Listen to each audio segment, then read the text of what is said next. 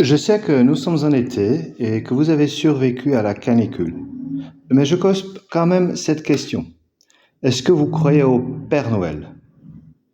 Quand vous étiez enfant, probablement oui. Vous croyez qu'il était une personne en chair et en os, qu'il descendait dans la cheminée pour mettre vos cadeaux dans vos chaussettes la veille de Noël. Puis il y a eu ce moment dans votre vie où vous avez appris ou découvert qu'il était simplement une invention humaine, une vraie déception pour certains. Si vous l'apprenez maintenant, je suis désolé. Mais de toute façon, vous deviez l'apprendre un jour ou l'autre. Aujourd'hui, vous êtes moins naïf. Vous êtes un peu plus âgé, plus instruit. Vous avez plus d'expérience de vie. Vous savez que Père Noël est juste une fable, une légende. Bref, on peut croire en quelqu'un ou en quelque chose pour découvrir plus tard qu'on s'est trompé, que tout a été une illusion. Qu'en est-il de l'intelligence artificielle? Maintenant, l'IA sait générer des photos, voire des vidéos tellement réalistes qu'il est presque impossible de les détecter. On ne peut plus être sûr qu'une photo, une vidéo soit fiable ou authentique. Nous pouvons donc considérer comme vrai et fiable une personne, une photo, une vidéo, et seulement prendre conscience plus tard que la réalité est différente de ce qu'on a imaginé. Dans la première partie du chapitre 1, que nous avons étudié dimanche passé, Pierre a appelé ses lecteurs, et nous aussi, à grandir dans la foi. La série de prédications s'appelle « Le chrétien en croissance ». Il a rappelé que Dieu nous avait donné tout ce qu'il faut pour grandir, la foi, sa puissance et ses promesses. Pierre nous a exhortés à mettre en pratique cette foi afin de grandir en tant que chrétien. Mais vous qui êtes chrétien, vous savez que la persévérance du début risque de diminuer. Le doute s'installe, la fatigue augmente. Nous lisions notre Bible, mais depuis quelque temps, elle commence à prendre de la poussière. C'est un vieux livre dépassé par le temps. Je cherche mon inspiration ailleurs. Notre vie de prière ressemble peut-être à un bouquet de fleurs, beau au début, mais aujourd'hui flétri et fané. Prier, c'est prononcer des paroles en l'air pour rien. Notre amour fraternel risque de rétrécir. Je n'ai plus envie de voir tel frère ou telle sœur. Ils sont trop difficiles. Pour pouvoir grandir dans la foi, il faut être sûr de sa foi. Celui qui est sûr de sa foi pourra résister au doute, à la fatigue, à l'épuisement, à la dépression. Personne ne sait suivre un régime alimentaire pendant longtemps sans être convaincu que le régime marche, surtout quand la faim s'installe. La question se pose alors, comment être sûr de sa foi? Quand tout semble être une illusion, vais-je constater un jour que j'ai été naïf à croire que Jésus est le Fils de Dieu? Que la Bible est la parole inspirée de Dieu? Non. La leçon, Pierre nous dit ce matin, pour être sûr de ta foi, rappelle-toi des deux fondements de ta foi, ils sont sûrs. Une foi construite sur des fondements solides ne sera pas ébranlée, elle sera comme une maison construite sur un fondement de pierre et pas du sable. Et Pierre nous rappelle quels sont les deux fondements ce matin. Le premier sera le témoignage fidèle des apôtres, et ensuite, le deuxième, le témoignage de la Bible, comme la parole de Dieu. Et le message que Pierre nous donne ce matin est d'autant plus pertinent car cette lettre a été sa dernière. On a un Pierre, on a deux Pierres, on n'a pas trois Pierres. Pierre sait que sa vie touche à sa fin. Dans le verset 13, il compare sa vie à une tente. Aussi longtemps que je suis dans cette tente. Une tente, c'est un logement temporaire et pas définitif. Si vous faites du camping, vous le savez. Pierre dit aussi qu'il va bientôt quitter ce corps. Et quitter, le mot, c'est l'image d'un vêtement qu'on enlève à la fin de la journée. Comment est-ce qu'il sait que sa vie va toucher à sa fin, que sa mort est proche? Le Seigneur lui-même a dit, quand il a restauré Pierre après son triple reniement, Jean 21. Donc, ce message est important. Mais ce message n'est pas nouveau. Versets 12 et 13 encore. Je prendrai soin de toujours vous rappeler ces choses, bien que vous les connaissiez déjà, et que vous soyez affermis dans la vérité présente. Oui, j'estime juste de vous tenir en éveil par mes rappels aussi longtemps que je suis dans cette tente. Donc, ces rappels, ce message, sont pour les chrétiens bien fondés. Ces lecteurs les connaissent déjà, ils sont affermis dans cette vérité. Pierre veut les tenir en éveil. Pierre dit ceci, « N'oubliez pas ce que je vous ai enseigné, même si vous le savez déjà. » Regardons les deux fondements de plus près.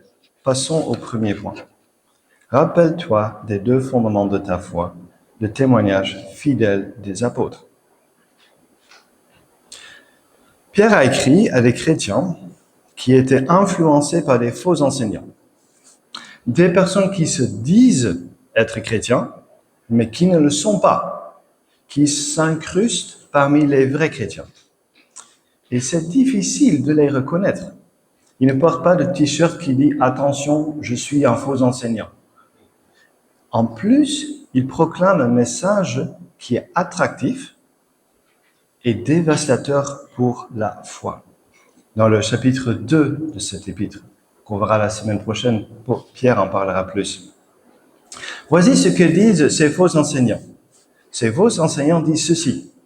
L'enseignement des apôtres, c'est pas fiable. C'est une illusion. N'y croyez pas. Le retour de Jésus, c'est une fable. Donc, pas de jugement. Vous savez que les souris dansent quand le chat n'est pas là. Alors, il n'y a pas de chat. Du coup, vous les souris, dansez, vivez comme vous le voulez dans le monde présent. Et à première vue, je pense que cette exhortation est attractive. Nous voulons tous être indépendants, libres. Nous aimons faire ce que nous voulons, décider de tout nous-mêmes, chercher la liberté, le plaisir, partout. Ce style de vie est de toute façon bien plus facile de vouloir grandir dans l'Évangile. Pierre nous prouve que le témoignage des apôtres est fiable, car les témoins sont fiables. Et il illustre son point avec la transfiguration. Regardez les détails dans le texte, toujours donc dans 2 Pierre 1, verset 16. Nous avons vu la majesté de nos propres yeux. Nous étions avec Jésus sur la Sainte Montagne. Nous avons entendu cette voix qui disait « Celui est mon Fils bien-aimé, qui a toute mon approbation. » Le « nous » dans le texte est un pluriel. Il fait référence aux 3 disciples qui étaient présents à la transfiguration, Pierre, Jacques et Jean. Donc il n'y a pas un témoin, il y en a 3. Et ces 3 témoins étaient aux premières loges pour observer tout ce qui se passait. Ils ont tout vu, ils ont tout entendu. Est-ce que vous feriez confiance à un témoin oculaire qui n'a pas été sur place?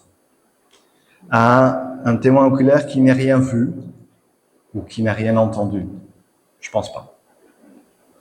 Donc Pierre nous dit ce matin, faites confiance à notre témoignage, celui de nous les apôtres, car il n'est pas basé sur une fable.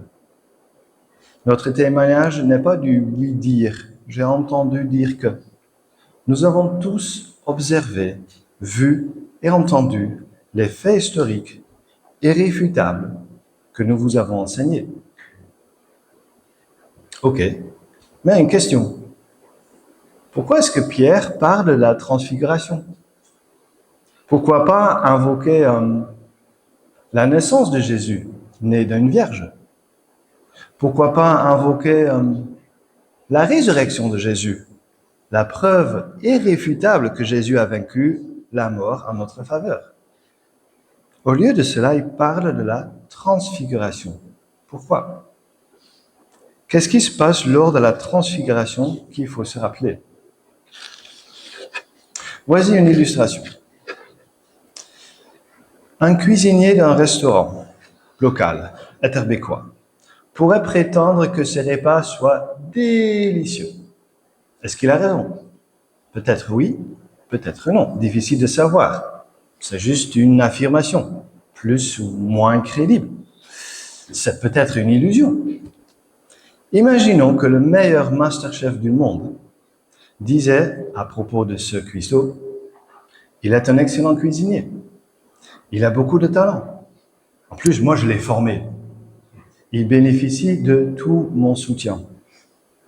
Je pense qu'on serait plus enclin à croire ce cuistot quand il dit que ses repas sont délicieux. En néerlandais, on dit que la meilleure publicité, c'est celle que font les autres pour toi. Donc, un témoignage qui est externe et fiable prouve que ce n'est pas une illusion. Retour à la transfiguration. On voit le même principe ici. Les disciples ont vu la majesté de Jésus.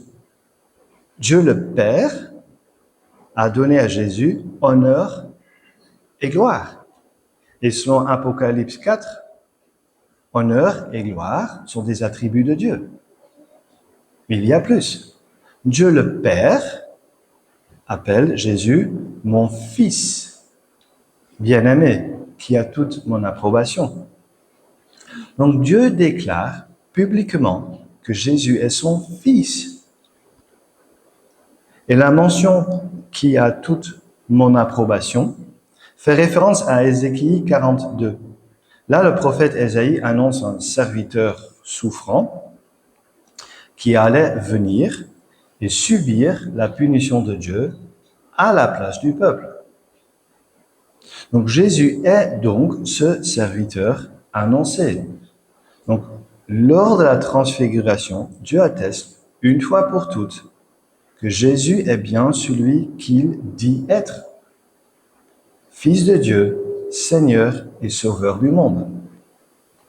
Donc nous, ne doutons pas du témoignage des apôtres, mis par écrit dans la Bible. Soyons sûrs de notre foi, car le témoignage des apôtres, la Bible que nous avons, est l'un des deux fondements de notre foi. Contre-argument. Ok. 3 disciples ont assisté à cette scène sur la montagne. Ils ont vu et entendu des choses. Ils nous les ont transmis. Ok. Mais qu'est-ce qui me convaincra que leur interprétation de cette scène est correcte? Quand j'ai été enfant, j'ai vu des Pères Noël dans la rue. Il n'était pas vrai. La leçon de la transfiguration n'est pas l'opinion personnelle de quelques apôtres, mais conforme au message de toute la Bible. Passons au point 1b. Ces faux enseignants disent ceci. Le témoignage des apôtres, c'est pas fiable. C'est juste une question d'interprétation personnelle. C'est leur vision des choses. Il n'y a pas de vérité absolue. Chacun croit ce qui lui semble bon. Réfléchissons. Si cela était vrai, cela détruirait le fondement de notre foi. Comment grandir en tant que chrétien si on ne peut pas faire confiance à toute la Bible? On aurait raison de douter de notre foi. Et Pierre nous dit ce matin, non, soyez rassurés. Tout l'Ancien Testament est un témoin encore plus irréprochable que nous les apôtres. Soyez sûrs de votre foi. Pourquoi? Pourquoi est-ce que nous pouvons être sûrs de la Bible? La Bible contient 66 livres, écrits par 40 auteurs, sur une période de plus ou moins 2000 ans. Quelle est la fiabilité de tout ça? Si la police demande à 2 témoins oculaires comment l'accident s'est passé, la police aura probablement 3 versions différentes ou contradictoires. Qui croire? Mais ce n'est pas le cas de la Bible. Oui, tous les livres individuels portent la marque de la personnalité de leur auteur et de leur époque respective. Oui. Toujours est-il que la Bible est un seul livre avec un seul auteur et un seul message. Parce que l'Esprit de Dieu a divinement inspiré toutes les Écritures, toute la Bible. Pierre l'explique dans le verset 21 de Pierre 1, 21. Ce n'est jamais par une volonté d'homme qu'une prophétie a été apportée, mais c'est poussé par le Saint-Esprit que des hommes ont parlé de la part de Dieu. Et le verbe pousser fait penser à un bateau de voile qui est poussé par le vent. De la même manière, les auteurs humains ont écrit des paroles de Dieu grâce au Saint-Esprit qui agit en eux et par eux. Selon 1 Corinthiens 2, 11, l'Esprit de Dieu connaît les pensées de Dieu. 1 Corinthiens 2, 11. Donc l'Esprit de Dieu est donc le mieux placé pour transmettre les pensées de Dieu par les auteurs humains. Autre verset, 2 Timothée 3,16. 2 Timothée 3,16. Il nous dit que toute l'Écriture est inspirée de Dieu. Toute l'Écriture est inspirée de Dieu et utile pour enseigner, pour convaincre, pour corriger, pour instruire dans la justice.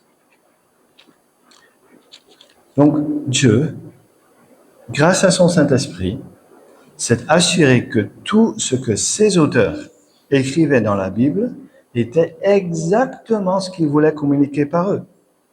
Et voilà pourquoi Pierre peut dire « Ce n'est jamais par une volonté d'homme qu'une prophétie a été apportée ».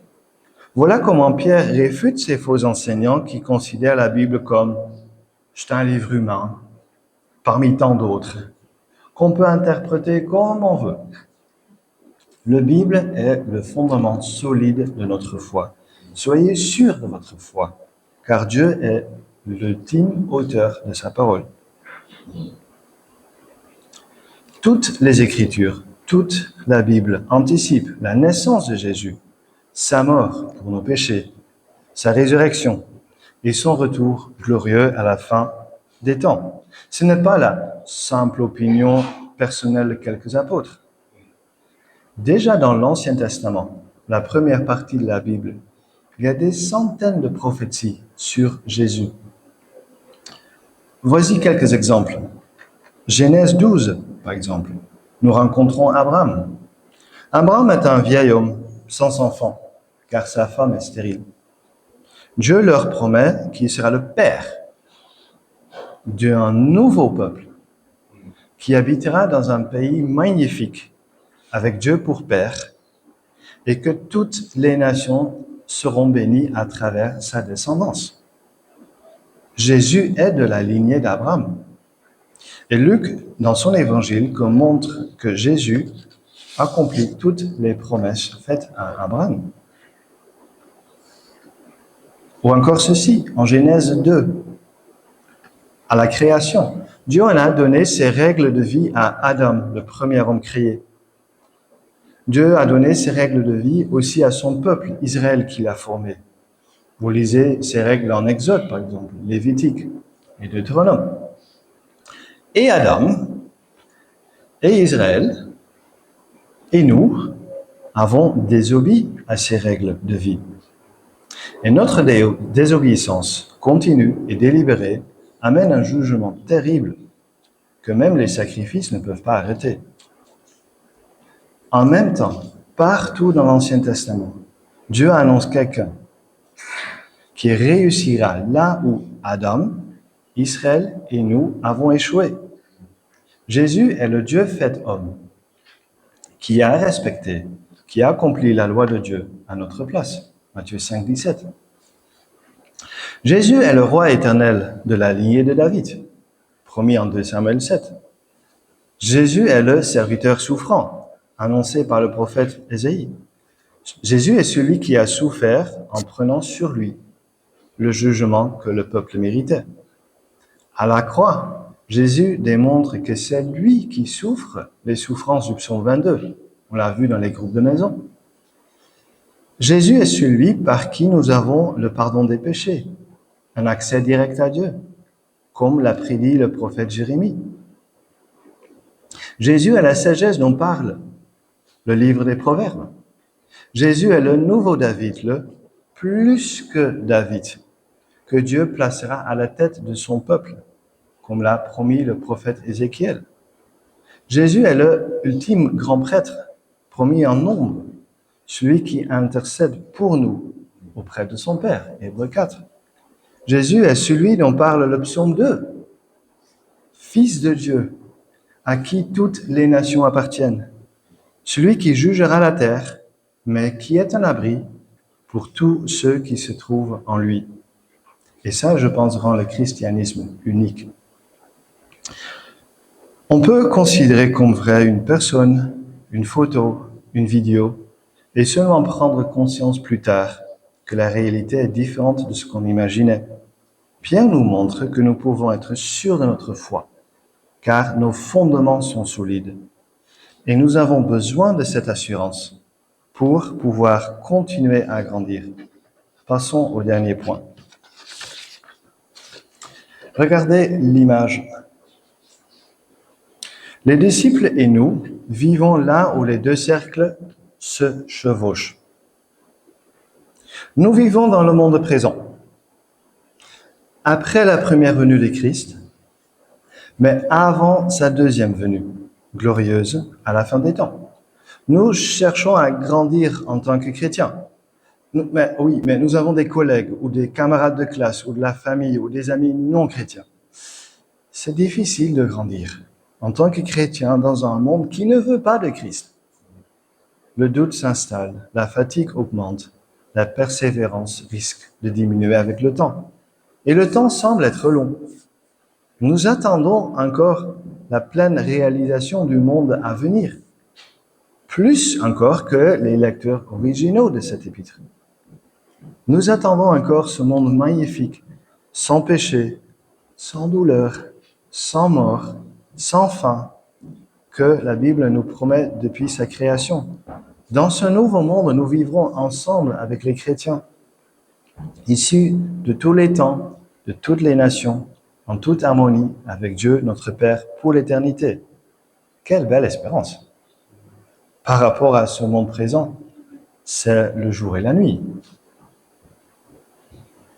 Et Pierre utilise effectivement cette illustration du jour et de la nuit. Il compare la vie dans le monde présent à un lieu obscur, voire la nuit.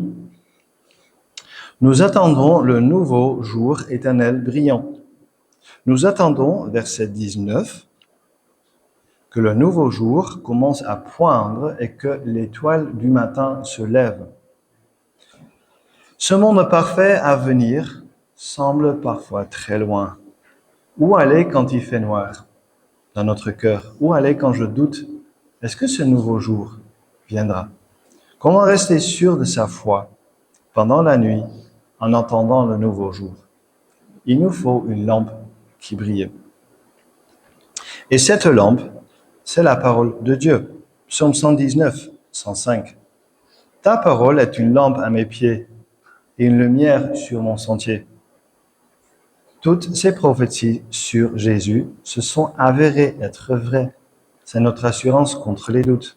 La Bible est la lampe témoin qu'il nous faut en attendant que l'étoile du matin se lève. Jésus est cette lampe témoin, cette étoile brillante, selon Apocalypse 22.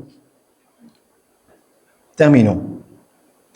Pierre nous a rappelé au début de ce chapitre, la semaine passée, que Dieu nous a donné tout ce qu'il faut pour grandir dans la foi. Pierre y ajoute aujourd'hui que Dieu nous a également donné tout ce qui est nécessaire pour être sûr de notre foi. Les fondements de notre foi sont inébranlables, solides, stables. Persévérer dans la foi, chercher à grandir, sachant que la Bible est la parole de Dieu à 100%. Sachez que Jésus n'est pas une illusion. Jésus n'est pas une déception future, mais le Fils de Dieu, celui en qui toutes les promesses de Dieu deviennent vraies. Jésus le dit lui-même en Jean 14. C'est moi qui suis le chemin, la vérité et la vie. On ne vient qu'au Père en passant par moi.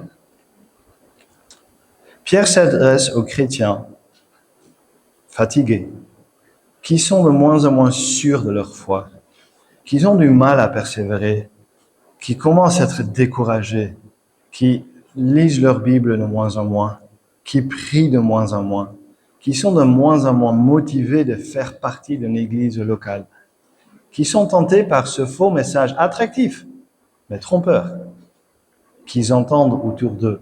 C'est peut-être vous ce matin. Pierre nous dit ceci: rappelle-toi des deux fondements solides que Dieu t'a donnés pour que tu sois sûr de ta foi. Le témoignage des apôtres et le témoignage de la Bible, la parole de Dieu. Donc, en vivant dans le monde présent, cherchons à grandir dans la foi, en attendant le dernier jour, le retour de Jésus, quand nous habiterons dans un pays magnifique, avec les chrétiens issus de tous les temps, de toutes les nations, en harmonie avec Dieu notre Père, pour l'éternité. Prions.